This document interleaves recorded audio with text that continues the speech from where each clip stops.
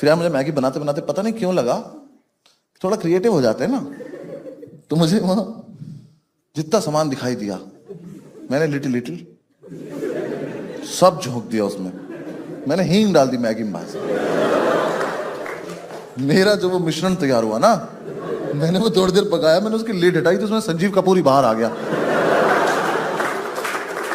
कह रहा साले मैं बनाना भूल गया हूं, क्या किया तूने?